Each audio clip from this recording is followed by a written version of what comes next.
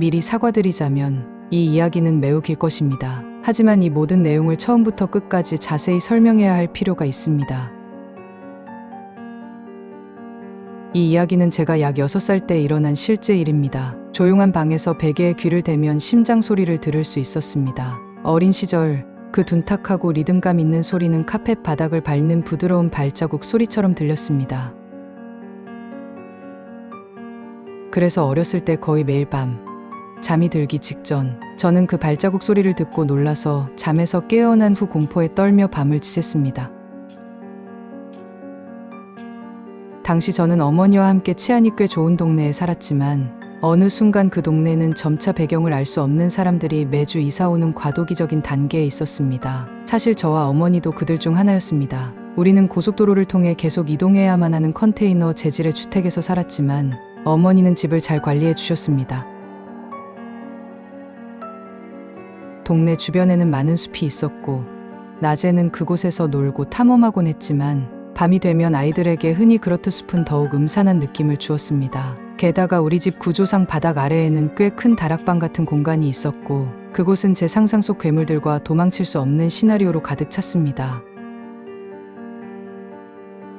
잠에서 깨어날 때마다 그 발자국 소리가 들리면 이런저런 무서운 생각들이 제 머릿속을 점령했습니다. 어머니에게 발자국 소리에 대해 말씀드렸더니 어머니는 제가 꿈과 현실을 혼돈하고 있는 거라고 하셨습니다. 제가 계속 얘기를 하자 어머니는 솜털이 달린 귀이개를 가져와 저를 무릎에 뉘이고는 귀 청소를 해주셨습니다. 그게 도움이 될 거라고 생각하셨던 것 같습니다. 물론 하나도 도움은 되지 않았습니다. 이 모든 소름 끼치는 일과 발자국 소리, 보다 더 이상했던 점은 가끔씩 제가 위층 침대에서 잠들었는데 아래층 침대에서 깨어나는 것이었습니다. 하지만 당시 제가 느끼기에 이상한 일이 아니었습니다. 밤중에 소변을 보러 가거나 물을 마시러 일어났다가 그냥 아래층 침대에서 다시 잠든 적이 종종 있었습니다. 이런 일은 일주일에 한두 번씩 있었지만 아래층 침대에서 깨어나는 건 그렇게 무섭지 않았습니다. 하지만 어느 날 밤 저는 아래층 침대에서 깨어나지 않았습니다. 발자국 소리는 들렸지만 너무 깊이 잠들어 있어서 깨지 못했고 제가 깨어난 이유는 발자국 소리나 악몽이 아니라 추위 때문이었습니다. 정말 추웠습니다. 눈을 뜨자 별이 보였습니다. 저는 숲속에 있었습니다. 당장 일어나서 무슨 일이 벌어지고 있는지 이해하려고 했습니다. 꿈을 꾸고 있다고 생각했지만 그렇지 않은 것 같았고 숲속에 있다는 것도 믿기지 않았습니다. 바로 앞에는 상어 모양의 수영용 풍선이 바람이 빠진 채 놓여 있었습니다. 이건 더욱 꿈같이 느껴졌지만 시간이 지나도 깨어나지 않았습니다. 아마도 이건 꿈이 아닐지도 모른다는 생각이 들었습니다. 주변을 둘러보려고 일어섰지만 이 숲은 상당히 낯설었습니다. 우리 집 근처 숲에서는 자주 놀았기 때문에 지리를 잘 알고 있었지만 이곳은 집 근처의 숲이 아니었습니다. 대체 여기서 집까지 어떻게 찾아가야 할지 막막했습니다.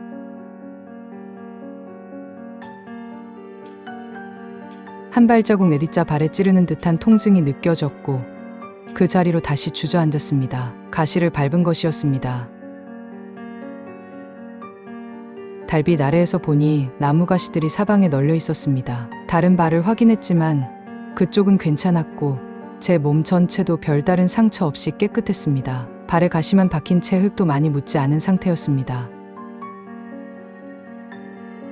갑작스러운 아픔과 공포에 눈물을 쏟고 다시 일어섰습니다. 어느 쪽으로 가야 할지 몰라 그냥 한 방향을 골랐습니다. 주변에 무엇이 있을지 모르기 때문에 소리 지르고 싶은 욕구를 참았습니다. 몇 시간이나 걸은 것 같았습니다. 최대한 직선으로 걸려고 했고 우회해야 할 때는 방향을 수정하려 했지만 저는 너무 겁에 질려 있었습니다. 동물이나 사람이 내는 소리는 한 번도 듣지 못했지만 그것보다 더 무서운 소리가 들렸습니다. 그건 아기 울음소리처럼 들리는 소리였습니다. 지금 생각해보면 아마 고양이 소리였었을지도 모릅니다. 하지만 당시 저는 너무 무서워서 달리기 시작했습니다. 덤불이나 쓰러진 나무를 피해 이리저리 방향을 바꾸며 뛰었습니다. 가시를 밟은 쪽에 발을 신경 쓰며 달려야 했습니다. 그런데 너무 발만 보고 걷다 보니 어디로 가는지 신경을 쓰지 못했고 얼마 지나지 않아 예상치도 못했던 무언가를 보게 되었습니다. 그건 바로 그 풍선이었습니다. 제가 깨어난 곳에서 불과 100m도 떨어지지 않은 곳이었습니다. 이건 마법도 초자연적인 공간 왜곡도 아니었습니다. 그냥 길을 잃은 거였습니다. 그 순간까지는 어떻게든 숲을 빠져나가는 것만 생각했지만 시작점으로 돌아오자 머릿속이 복잡해졌습니다. 이게 우리 집 근처 숲인지조차 확신할 수 없었습니다. 저는 그저 하늘에서 가장 밝은 별을 찾아 그 방향으로 걸었습니다.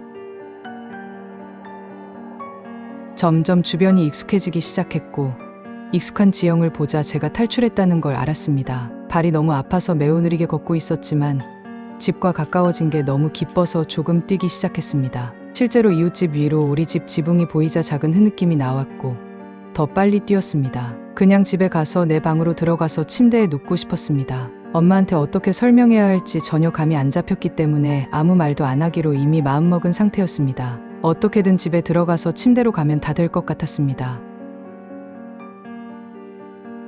하지만 집 모퉁이를 돌자 마음이 가라앉았습니다. 집 안에 모든 불이 켜져 있었습니다. 어머니가 깨어 계시다는 걸 알았고 어디에 있었는지 설명해야 한다는 것도 알았지만 어디서부터 시작해야 할지조차 몰랐습니다. 뛰던 걸음은 빠른 걸음으로, 빠른 걸음은 걷기로 바뀌었습니다. 블라인드 사이로 어머니의 실루엣이 보였고 이 상황을 어떻게 설명할지 걱정되긴 했지만 그 순간엔 그런 건 중요하지 않았습니다. 현관 계단을 올라 문 손잡이를 잡고 돌렸습니다. 그 순간 억센 두 팔이 저를 감싸며 뒤로 당겼습니다. 저는 가능한 한 큰 소리로 소리쳤습니다. 엄마, 도와줘. 제발, 엄마. 우리 집이 엄마가 이렇게 가까이 있는데도 누군가에게 잡아당겨지는 느낌은 그 어떤 말로도 표현할 수 없는 공포를 안겼습니다. 제가 떨어져 나간 문이 열리며 순간 희망이 피어올랐습니다.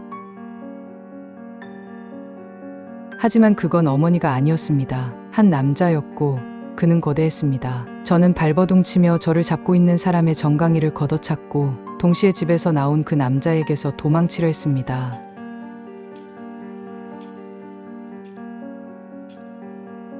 무서웠지만 동시에 분노도 느꼈습니다. 놔줘. 엄마는 어딨어?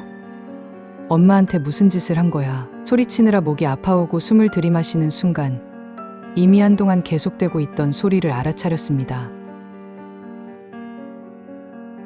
얘야, 진정해. 엄마 여기 있단다. 어머니의 목소리 같았습니다. 팔이 느슨해지며 저를 내려놓았고 다가오는 남자가 현관등을 가리자 그의 옷을 보았습니다.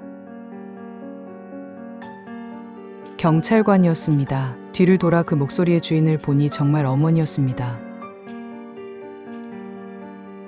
모든 게 괜찮았어요. 저는 울기 시작했고 우리 셋은 집 안으로 들어갔습니다. 다시 널 보게 되어 정말 기쁘다. 얘야, 다시는 널 못 볼 줄 알았어. 어머니도 이미 울고 계셨습니다. 미안해요. 무슨 일인지 모르겠어요. 그냥 집에 오고 싶었어요. 미안해요. 괜찮아.